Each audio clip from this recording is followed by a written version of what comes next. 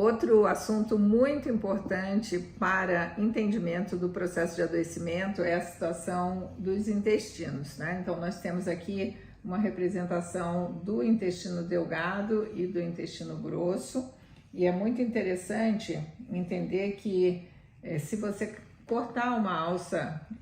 intestinal sagitalmente, você vai ver um tubo circular com essas digitações que são chamadas vilosidades intestinais. E se eu olhar superficialmente cada uma das vilosidades intestinais, nós teremos as microvilosidades intestinais. Dentro dessas estruturas, nós temos as células intestinais, que é apenas uma camada, e as células internas, esses pontinhos mais escuros, que são exatamente, principalmente os linfócitos, que são células do sistema imunológico. E esses linfócitos, eles estão envolvidos na apresentação das substâncias chamadas antígenos, que nós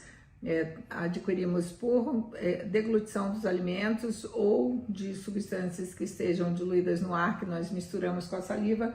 E dentro desse cenário todo, nós temos os tufos de bactérias intestinais. Até 1,2 kg do nosso peso corporal são bactérias, né? Nós só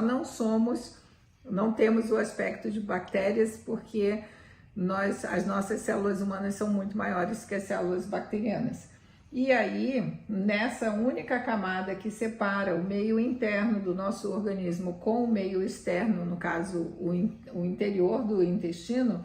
nós temos na submucosa as células do sistema imunológico, aqui representando o linfonodo, o gânglio,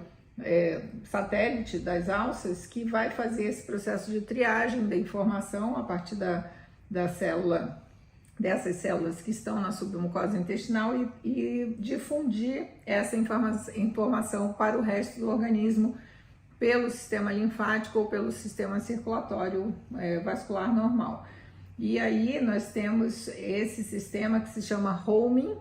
eu digo brincando que é o sistema integrado de fofoca, nada que acontece no intestino deixa de ser conhecido pelo resto do corpo, e aí surge a figura do malte, que em inglês significa tecido linfóide associado às mucosas. Então, as mucosas intestinais dos dois intestinos, grosso e delgado, estão conectadas por esse sistema, pelo sistema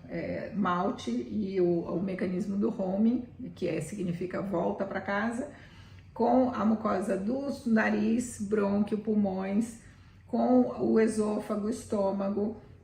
com as amígdalas, as tonsilas palatinas e as pregas vocais, as cordas vocais, com a pele, com a bexiga, vagina, mamas, tireoide, glândulas salivares e conjuntiva dos olhos. Isso é muito importante porque quando nós abordamos o processo de adoecimento de uma determinada pessoa, nós vamos observar muitas vezes, com muita frequência, essa combinação variada de sintomas localizados em vários sítios mucosos. E aí,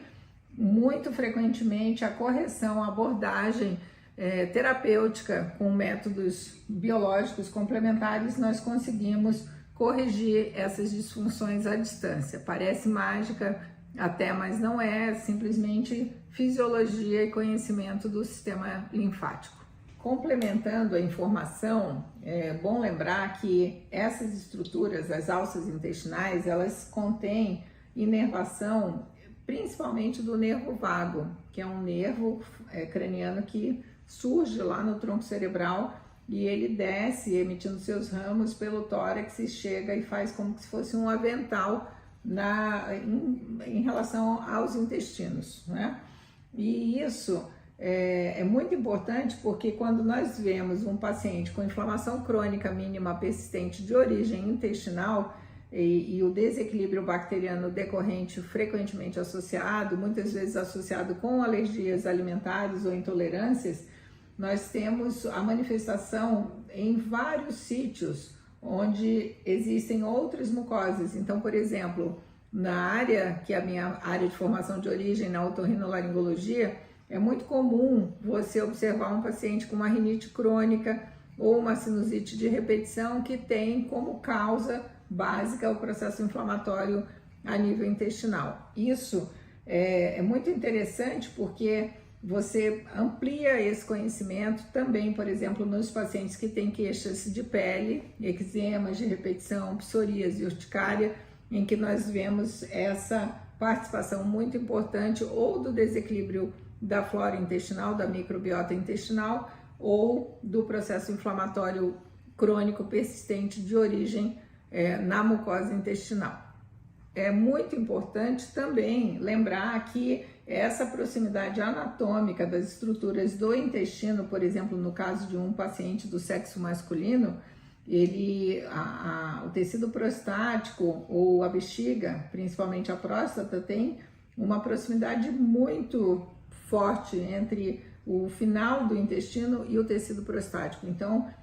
processos inflamatórios crônicos na ampola do reto ou no final do intestino mesmo podem se refletir como uma prostatite crônica. E se não, isso não é visto e não entendido dessa forma, muitas vezes se perde a oportunidade de tratamento efetivo e alívio dos sintomas e resolução do processo nesses casos. Nas mulheres, o processo também acontece, é muito comum nós vermos alterações da flora intestinal,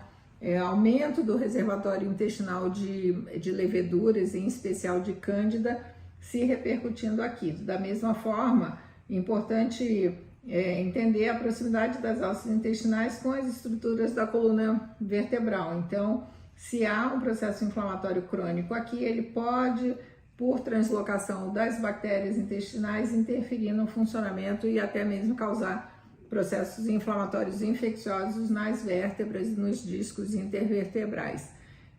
Portanto, essa visão, né, que nós precisamos ter como médicos é muito importante para garantir que nós consigamos entender o processo de adoecimento e tomar as atitudes corretas, orientar corretamente os nossos pacientes para que eles sejam submetidos aos exames corretos que vão possibilitar o diagnóstico, e somente com o diagnóstico nós conseguimos promover, pensar em tratamentos mais efetivos.